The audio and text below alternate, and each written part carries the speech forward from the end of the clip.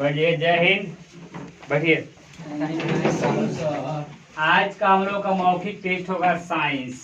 Science में क्या होगा, फिजिक्स, केमिस्ट्री और बायोलॉजी से पूछेंगे क्या कि जो अंतर होता है, जिसमें अवतल दर्पण, उत्तल दर्पण में अंतर, अवतल लेंस, उत्तल लेंस में अंतर, वास्तविक प्रतिबिंब, काल्पनिक प्रतिबिंब में अंतर, प्रत्यावर्ती धारा और अतिरिक्त धारा में अंतर, रुधिर और लसिका में अंतर, अम्ल भस्म में अंतर। मोटा मोटी कम से कम आज 20 से 25 को यहाँ से क्वेश्चन आपका पूछा जाएगा, जो सब कहाँ से होगा, अंतर से संबंधित होगा। दीजिए तो चलिए, घर से नोट्स बना के लाए हैं। इधर होगी, क्या नाम है? पूजा कुमारी। थोड़ा आराम से बोलना है और थोड़ा साउंड फ्रेश निकालना है, मतलब कि साफ आवाज थोड़ा निकालना है। चलिए बताइए, आपको बताना है धातु और अधातु में भौतिक गुणों के आधार पर अंतर बताना है। धातु और अधातु में भौतिक गुणों के आधार पर अंतर बताइए। धातु और अधातु में भौतिक गुणों के आधार पर निम्नलिखित अंतर है। धातु में एक विशेष प्रकार की चमक होती है, अधातु में कोई चमक नहीं होती है। धातु अधातु वर्धनीय तथा तन्य होती है, अधातु अधातु वर्धनीय तथा तन्य नहीं होती।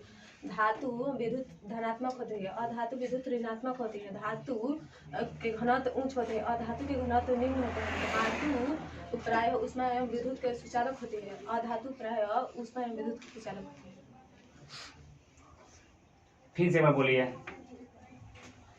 धातु में एक विशेष प्रकार की चमक होती है, धातु में विशेष प्रकार की चमक होती है, और अधातु में कोई चमक नहीं होती है। अधातु में चमक नहीं होती। आगे।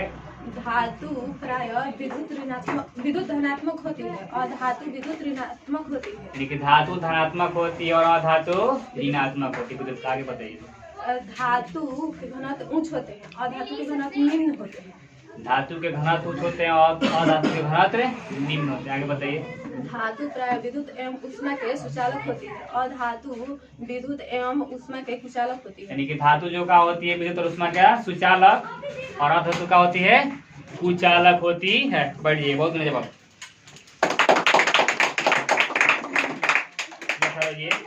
क्या नाम है आपका? नीरज कुमार। नीरज कुमार। आपको भी अंतरे बताना, लेकिन आपको बताना है रासायनिक गुणों के आधार पर धातु और अधातु में अंतर। लीजिए, थोड़ा आराम से शांति से बोलिए। धातु और अधातु रासायनिक गुणों में निम्नलिखित अंतर है। धातु प्रायः क्षारीय ऑक्साइड होते हैं, अधातु प्रायः अम्लीय ऑक्साइड होते हैं। धातु जल से अभिक्रिया करके हाइड्रोक्साइड आयन बनाता है तथा हाइड्रोजन गैस मुक्त करता है। अधातु जल से अभिक्रिया नहीं कर पाता है, जिसके कारण हाइड्रोजन को स्थापित नहीं कर पाता है। धातु ऑक्सीजन के साथ अभिक्रिया करके ऑक्साइड बनाता है, और अधातु ऑक्सीजन के साथ अभिक्रिया करके अम्लीय ऑक्साइड बनाता है। धातु अम्ल से अभिक्रिया करके लवण बनाता है और हाइड्रोजन गैस मुक्त करता है। और धातु अम्ल से अभिक्रिया नहीं कर पाता है, जिसके कारण धातु को हाइड्रोजन स्थापित नहीं कर पाता है। नहीं कर पाता है। धातु हाइड्रोजन के साथ अभिक्रिया नहीं करता है, और अधातु हाइड्रोजन के साथ अभिक्रिया करके हाइड्राइड का निर्माण करता है। फिर से बता दीजिए।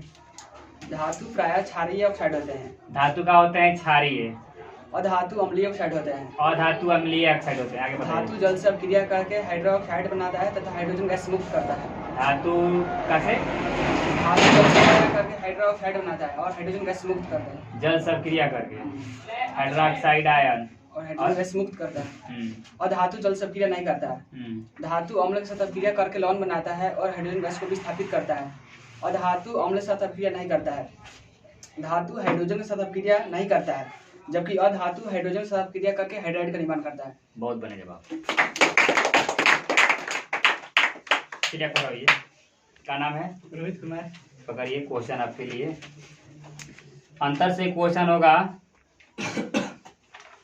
आपको बताना है निस्तापन एवं भर्जन में अंतर बताइए। निस्तापन एवं भर्जन में अंतर निम्नलिखित है। निस्तापन, इस प्रक्रिया में यश को वायु की अनुपस्थिति में गर्म किया जाता है। भर्जन, इस प्रक्रिया में यश को वायु की उपस्थिति में गर्म किया जाता है। लेकिन निस्तापन को वहां पर गर्म किया जाता है जहां पर हवा नहीं होती है, और भर्जन को वहां पर गर्म किया जाता है जहां पर हवा की क्या होती है, उपस्थिति मात्रा होती है। अच्छा, आगे बताइए। निस्तापन सल्फाइड एवं ऑक्साइड अयस्कों के लिए प्रयुक्त होता है। निस्तापन सल्फाइड और ऑक्साइड अयस्कों प्रयुक्त होता है। आगे। भर्जन सल्फाइड अयस्कों के लिए प्रयुक्त होता है। और जो भर्जन होता है सल्फाइड अयस्कों के लिए। बहुत बने। क्या नाम है? सानी कुमार। पकड़ी मैं। आपको बताना है जाइलम और फ्लोएम में अंतर। जाइलम और फ्लोएम में निम्नलिखित अंतर है। जाइलम इसकी कोशिकाएं मृत होती है, फ्लोएम इसकी कोशिकाएं जीवित होती है। जाइलम इसमें जल एवं घुलित खनिज का स्थानांतरण होता है। फ्लोएम इसमें खाद्य पदार्थों का स्थानांतरण होता है। जाइलम इसमें जल एवं घुलित खनिज का स्थानांतरण ऊपर की ओर होता है और फ्लोएम इसमें खाद्य पदार्थों का स्थानांतरण ऊपर नीचे और दोनों तरफ होता है। बहुत बिना जवाब। क्या नाम है? क्या पूछुआ है? गलत बोला है। कौन? कहाँ गलत बोला है? निस्तापन कार्बोनेट गैसों के लिए प्रयुक्त होता है, सल्फाइड बोला है। साइड एवं कार्बोनेट इसको के लिए प्रयुक्त होता दोनों में है, sulfide। सल्फाइड प्रयुक्त होता अच्छा फिर से बोल दीजिएगा। है। निस्तापन एवं भर्जन में अंतर निम्नलिखित है। निस्तापन इस प्रक्रिया में यश को वायु की अनुपस्थिति में गर्म किया जाता है। भर्जन इस प्रक्रिया में यश को वायु की उपस्थिति में गर्म किया जाता है। निस्तापन ऑक्साइड एवं कार्बोनेट इसको के लिए प्रयुक्त होता है। भर्जन सल्फाइड इसको के लिए प्रयुक्त होता है। अच्छा पहले वाला में निस्तापन में वो मिस्टेक हो गया था, ठीक। और ध्यान से सुनिए, असल परिचय में गलती लिखे जाकर एक गलती लिखाएगी। पकड़िए, आपको बताना है, ऐसे ही ध्यान देते रहना है, मिस्टेक का हम भी नहीं सुन पाएंगे तो बताइएगा। तो आप बताइए अवतल दर्पण और उत्तल दर्पण में अंतर। आओ शांति से बोलना है कि थोड़ा जो सुनेंगे उनको समझ में आएगा। क्या बोले? वैसा दर्पण जिसका पवित्र सत्व धसा रहता है उसे अवतल दर्पण कहते हैं। वैसा दर्पण जिसका पवित्र सत्व उभरा रहता है उसे उत्तल दर्पण कहते हैं। अवतल दर्पण में प्रतिबिंब वास्तविक तथा कलात्मक दोनों तरह के प्रतिबिंब बनते हैं। उत्तल दर्पण में केवल कलात्मक प्रतिबिंब बनते हैं। इसका क्षमता फोकस धनात्मक होती है। उत्तल दर्पण इसका क्षमता धनात्मक होती है। अवतल दर्पण को भी अपसाइड दर्पण कहते हैं और उत्तल दर्पण को अपसाइड दर्पण कहते हैं। अवतल दर्पण की क्षमता फोकस धनात्मक होती है, अवतल दर्पण फोकस ऋणात्मक होती है। तो बोला कि धनात्मक होती है। कौन बता देगा यहाँ तक? अवतल दर्पण उत्तल दर्पण अंतर कौन बताएगा? पहले चांस था, नहीं बैठिए, आगे बने सर करिए। अवतल दर्पण और उत्तल दर्पण में निम्नलिखित अंतर है। अवतल दर्पण वैसा प्रतिबिंब जिसका परावर्तक सतह धंसा उसे अवतल दर्पण कहते हैं। उत्तल दर्पण वैसा दर्पण जिसका परावर्तक सतह उभरा उसे उत्तल दर्पण कहते हैं। अवतल दर्पण को अभिसारी दर्पण कहते हैं। उत्तल दर्पण को अपसारी दर्पण कहते हैं। अवतल दर्पण के फोकस दूरी ऋणात्मक होती है और उत्तल दर्पण की फोकस दूरी धनात्मक होती है। इस अवतल दर्पण में वास्तविक तथा काल्पनिक दोनों तरह के प्रतिबिंब बनते हैं। उत्तल दर्पण में काल्पनिक या आभासी प्रतिबिंब बनते हैं। अवतल दर्पण की फोकस दूरी क्या होती है? ऋणात्मक ऋणात्मक होती है और उत्तल दर्पण की धनात्मक। बहुत बढ़िया, बहुत बढ़िया। ठीक है, मला एक बार चलिए पकड़िए माइक। क्या नाम है? राजनीश कुमार। आपको बताना है अवतल दर्पण उत्तल दर्पण, आप लेंस बता दीजिए। अवतल लेंस और उत्तल लेंस में अंतर। अवतल लेंस उत्तल लेंस में निम्नलिखित अंतर है। अवतल लेंस वैसा लेंस जो किनारे का अपेक्षा बीच में पतला होता है, अवतल लेंस कहलाता है। वैसा लेंस जो किनारे का अपेक्षा बीच में मोटा होता है, उत्तल लेंस कहलाता है। अवतल लेंस हमेशा काल्पनिक प्रतिबिंब बनता है। उत्तल लेंस में काल्पनिक तथा वास्तविक दोनों प्रतिबिंब बनते हैं। अवतल लेंस का फोकस काल्पनिक होता है, उत्तल लेंस का फोकस वास्तविक होता है। अवतल लेंस को अपसारी लेंस भी कहते हैं, उत्तल लेंस को अभिसारी लेंस भी कहा जाता है। अवतल लेंस को कौन कहा जाता है? अपसारी लेंस। अवतल लेंस को अपसारी लेंस कहा जाता है, उत्तल लेंस को अभिसारी लेंस। अभिसारी लेंस का। बहुत बढ़िया जवाब। कौन विद्यार्थी बताएंगे कि अवतल लेंस को अपसारी लेंस क्यों कहा जाता है? लड़की में कोई? अवतल लेंस को अपसारी लेंस क्यों कहा जाता है? अच्छा ये तीन भैया लोग, उधर भी है भैया लोग कुछ। अच्छा बताइए उधर बाद में। अवतल लेंस अपने मुख्य अक्ष के समानांतर चलने वाले प्रकाश किरणों को अपने मुख्य फोकस पर अपसरित कर देता है। अपसरित कर देता है, यही कारण है कि अवतल लेंस को अपसाइड लेंस कहते हैं। यानी कि क्या कर देता है? अपसरित अपसरित कर देता है, यानी कि फैला देता है। इसी कारण इसे अपसारी लेंस भी कहा। बहुत बढ़िया, ताली बजाइए। पकड़िए, क्या नाम है? अमित कुमार। आपको बताना है, लोग बोले कि अवतल लेंस में केवल क्या बनता है? काल्पनिक प्रतिबिंब बनता है और उत्तल लेंस में वास्तविक और काल्पनिक दोनों प्रतिबिंब। तो बता दीजिए वास्तविक प्रतिबिंब और काल्पनिक प्रतिबिंब में अंतर बता दीजिए। वास्तविक कलात्मक प्रतिबिंब निम्नलिखित अंतर है। वास्तविक प्रतिबिंब वास्तविक किरणें से काटने से बनता है। कलात्मक प्रतिबिंब वहाँ बनता है जहाँ किरणें काटती हुई मालूम पड़ती है, या उल्टा बनता है या सीधा बनता है। कौन उल्टा बनता है? वास्तविक प्रतिबिंब इसे पर्दे पर उतारा जा सकता है, इसे पर्दे पर उतारा नहीं जा सकता है। यानी कि वास्तविक प्रतिबिंब किरणों का वास्तविक कटान से बनता है, और काल्पनिक प्रतिबिंब वहां बनता है जहाँ पर किरणें काटती हुई क्या होती है? मालूम पड़ती है, चाहे कटती हुई प्रतीत होती है। वास्तविक प्रतिबिंब उल्टा बनता है और काल्पनिक प्रतिबिंब सीधा बनता है। वास्तविक प्रतिबिंब को पर्दे पर उतारा जा सकता है और काल्पनिक प्रतिबिंब को पर्दे पर उतारा नहीं जा सकता। बहुत बढ़िया जवाब।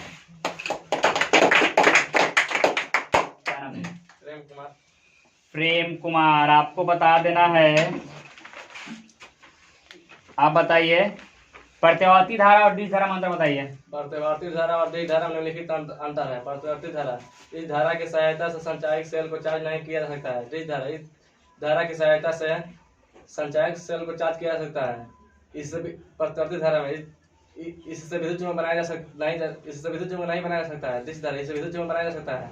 प्रत्यावर्ती धारा यह अधिक वोल्टेज के कारण बहुत कम खतरनाक होता है। पर डिश धारा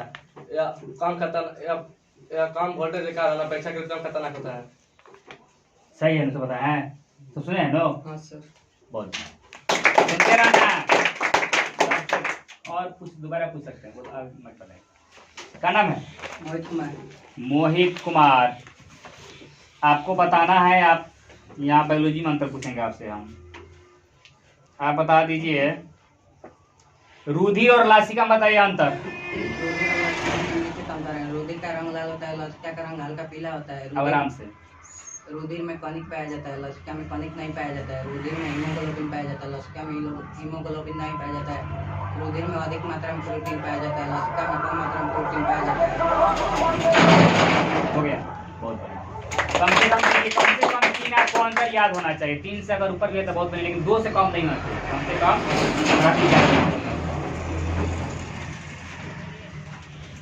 चलिए आप बताइए, यहाँ से बायोलॉजी शुरू है। रुधिर लासिका हो गया। आप बता दीजिए, आप बताइए केमिस्ट्री से बताइए अंतर। आपको बताना है अम्ल और भस्म, बता दीजिए अंतर। अम्ल और भस्म में निम्नलिखित अंतर है। अम्ल स्वाद में खट्टा होता है, भस्म स्वाद में कड़वा होता है। अम्ल यह जलीय विलयन में हाइड्रोजन आयन देता है, भस्म यह जलीय विलयन में हाइड्रोक्साइड आयन देता है। अम्ल इसका पीएच मान 7 से कम होता है, भस्म इसका पीएच मान 7 से अधिक होता है। अम्ल भस्म के साथ अभिक्रिया करके लवण तथा जल बनाता है। भस्म अम्ल के साथ अभिक्रिया करके लवण तथा जल बनाता है। यह अधातु के ऑक्साइड होते हैं, यह धातु के ऑक्साइड होते हैं। कौन अधातु का ऑक्साइड होता है? अम्ल किसे हैं? भस्म। अम्ल अधातु के ऑक्साइड होते हैं, भस्म धातु के ऑक्साइड होते हैं।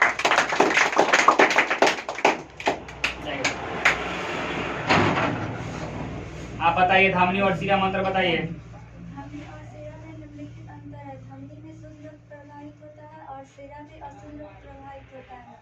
धमनी का रंग लाल होता है और शिरा का रंग नीला होता है। धमनी की दीवारें मोटी, लचीली तथा कपाटहीन होती है और शिरा धमनी की अपेक्षा पतला होता है। बहुत बढ़िया जवाब। क्या नाम है? अजीत कुमार। आप बता दीजिए अयस्क और खनिज में अंतर। अयस्क और खनिज में निम्नलिखित अयस्क जिस खनिज में प्रचुर मात्रा में उपस्थित धातु अम्लीयवाष्प कहलाता है। खनिज जिस खनिज में पृथ्वी की परत में उपस्थित पृथ्वी की परत में उपस्थित धातु युक्त ठोस पदार्थ में वो खनिज कहलाता है। अयस्क, बॉक्साइट, जिंक, लेड आदि अयस्क का उदाहरण है। खनिज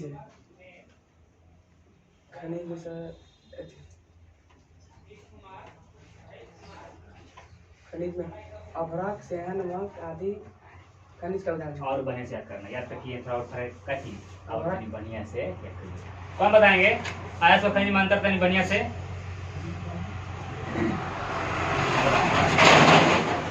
शांति से बताइएगा, थोड़ा ये 3 घबरा गए बताएं, लेकिन अयस्क और खनिज में निम्नलिखित अंतर है। अयस्क जिस पृथ्वी की परत से प्राप्त पृथ्वी की परत से विद्यमान धातु युक्त खनिज कहलाते हैं। अयस्क जिस खनिज में प्रचुर मात्रा में जिससे कम खर्च में ज्यादा धातु प्राप्त किया जा सके, अयस्क कहलाता है। खनिज इसमें धातु की मात्रा बहुत, खनिज में धातु की मात्रा बहुत कम होती है, अयस्क में धातु की मात्रा अधिक होती है। सभी खनिज अयस्क नहीं होते हैं, सभी खनिज अयस्क होते हैं। सभी खनिज अयस्क नहीं होते हैं, नहीं होते और सभी खनिज अयस्क होते हैं। यू भैया घबरा गए हैं। इसके बारे में कौन बता सकते हैं कि सभी अयस्क खनिज होते हैं कि कौन क्या क्या होते हैं? बताइए आप। सभी खनिज अयस्क नहीं होते हैं, सभी अयस्क खनिज होते हैं। सभी खनिज अयस्क नहीं होते हैं, सभी अयस्क खनिज होते हैं। का है क्या होते हैं? कौन बताए क्या होते हैं? सभी अयस्क खनिज होते हैं लेकिन सभी खनिज अयस्क नहीं होते हैं। इसका जवाब कौन देगा? क्यों नहीं होते हैं?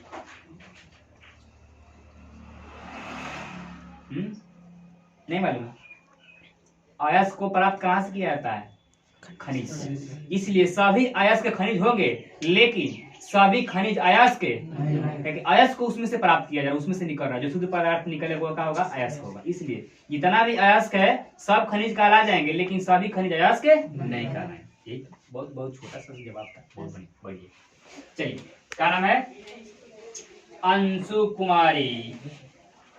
शांति से जवाब देना है, डरने की कोई बात नहीं। आपको बताना है वायवीय और अवायवीय श्वसन में अंतर। श्वसन की उपस्थिति में होता है, इसलिए यह ऑक्सीश्वसन कहा जाता है। यह श्वसन ऑक्सीजन का उपस्थिति में अनुपस्थिति में होता है, इसलिए इस श्वसन को ऑक्सीश्वसन कहा जाता है। इस श्वसन का प्रथम चरण कोशिका द्रव में तथा दूसरा चरण माइटोकॉन्ड्रिया में होता है। इस श्वसन की पूरी क्रिया कोशिका द्रव में होती है। इस श्वसन में 38 एटीपी ऊर्जा का निर्माण होता है। इस श्वसन में 2 एटीपी ऊर्जा का निर्माण होता है। बस कम से कम 2 से 3 कम से कम याद होना चाहिए। यानी कि वायवीय श्वसन होता है जो क्या चीज ऑक्सीजन की उपस्थिति में होता है, इसलिए इसे क्या कहते हैं? ऑक्सीश्वसन भी कहा जाता है। अवायवीय श्वसन का होता है वहां पर होता है जहां पर ऑक्सीजन नहीं होता है, इसलिए इसे अनऑक्सीश्वसन भी कहा जाता है। वायवीय श्वसन में 38 एटीपी ऊर्जा का क्या होता है? निर्माण होता है और अवायवीय में 2 एटीपी ऊर्जा का निर्माण होता है। बहुत बढ़िया, बहुत बढ़िया। क्या नाम है? राखी। रक्षा बंधन तक बहुत दूर है। चलिए आप बताइए, आपको बताना है श्वसन और दहन में अंतर बताइए। श्वसन और दहन में निम्नलिखित अंतर है। श्वसन या कोशिका में होता है, दहन या कोशिका में नहीं होता है। ऊर्जा का चरण वन भाग से मुक्त होता है या आयनिक रूप से मुक्त होता है। यह एंजाइमों के द्वारा नियंत्रित होता है या एंजाइमों के द्वारा नियंत्रित नहीं होता है। इसमें प्रकाश की उत्पत्ति नहीं होती है, इसमें प्रकाश की उत्पत्ति होती है। यह कई प्रकार का उत्पत्ति करता है या किसी भी उत्पत्ति का निर्माण नहीं करता है। बहुत बढ़िया जवाब। चलिए आगे। यहाँ तक तो लगभग हम लोग का अंतर हो चुका है।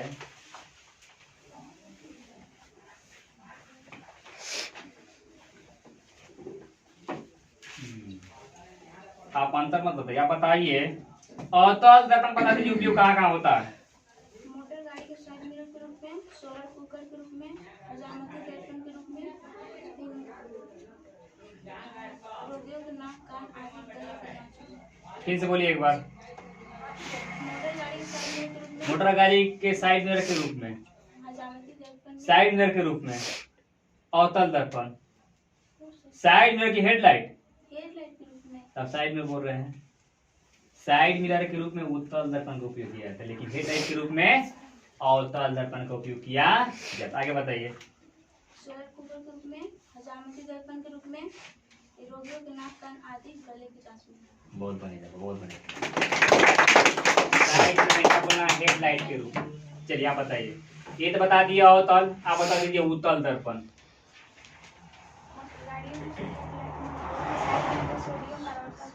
यानी कि मोटर गाड़ियों के साइड मिरर के रूप में और सोडियम प्रवर्तक लैंपों में। बहुत बढ़िया, बहुत बढ़िया। आप बता दीजिए, ये तो बता दिए, आप बता दीजिए, आप अंतर बताइए यहाँ से।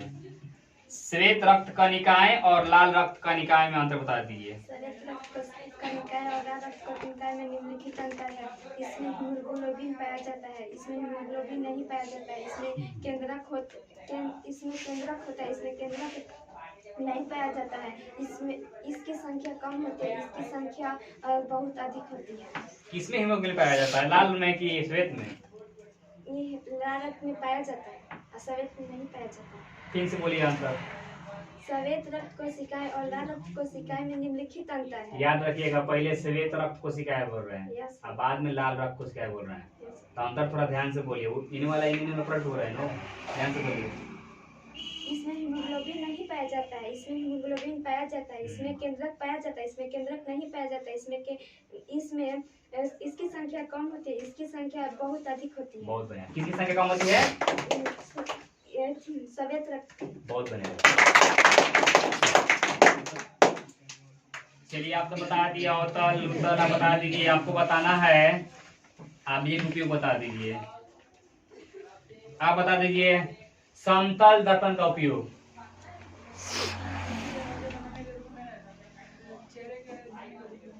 यानी कि खिड़की दरवाजे जो बनाया जाता है वहां पर उपयोग किया जाता है और चेहरे को देखने में। बहुत बढ़िया। चलिए, और कुछ छात्र लोग बच चुके हैं। चलिए, क्या नाम है? आनंद कुमार। आनंद कुमार, आप बता दीजिए।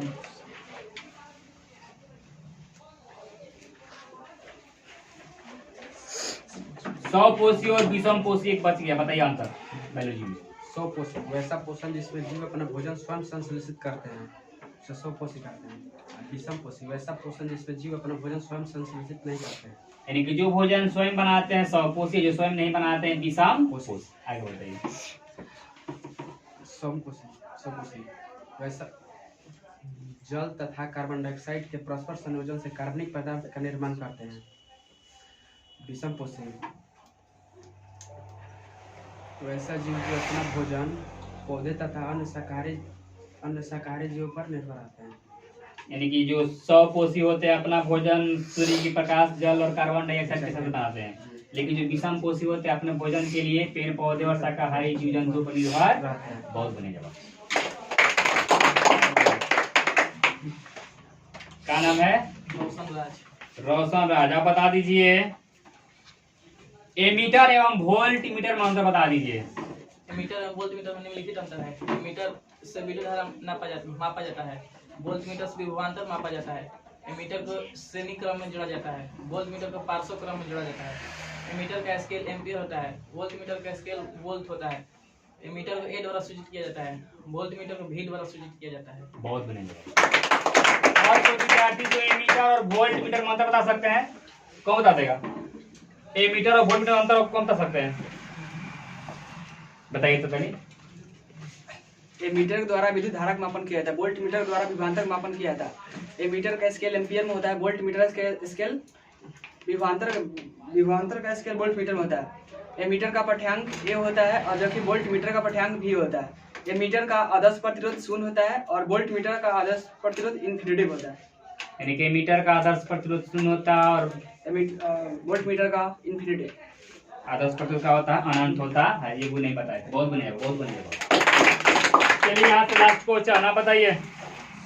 श्रेणी क्रम एवं समानांतर क्रम अंतर बता दो। श्रेणी क्रम और समांतर क्रम में निम्नलिखित अंतर है। श्रेणी क्रम का प्रयोग वहाँ होता है जहाँ घरों का क्रम एक क्रम में नहीं होता है। समांतर का प्रयोग घरों का एक क्रम में होता है। श्रेणी क्रम का धारा का मान समान होता है, समांतर क्रम में धारा का मान असमान होता है। श्रेणी क्रम में विभवांतर का मान असमान होता है और पार्श्व क्रम में समांतर क्रम में विभवांतर का मान असमान होता है। श्रेणी क्रम को ए मीटर भी कहा जाता है और पार्श्व क्रम को वोल्ट मीटर। श्रेणी क्रम को मीटर कहा जाता है। कौन बताएंगे? और श्रेणी क्रम और समानांतर क्रम अंतर बताइए बढ़िया से और थोड़ा समझ।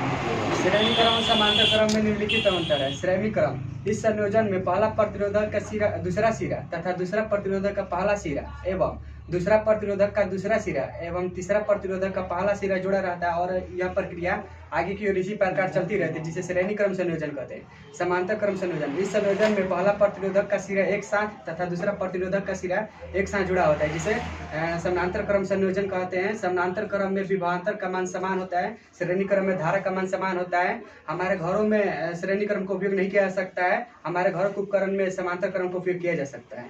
हमारे घरों में श्रेणी क्रम का उपयोग नहीं किया जाता है। क्यों नहीं किया जाता?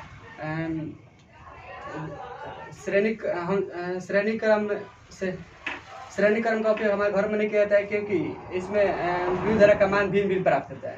बहुत बढ़िया। विभवांतर का मान इसमें क्या होता है? समान होता है, इसी कारण इसका उपयोग घरों में नहीं किया जाता है। बढ़िए, अब वीडियो हम यहीं पर समाप्त करेंगे। वीडियो अच्छा लगे तो कृपया लाइक शेयर और कमेंट में जरूर बताएं, राय सलाह जरूर दीजिए।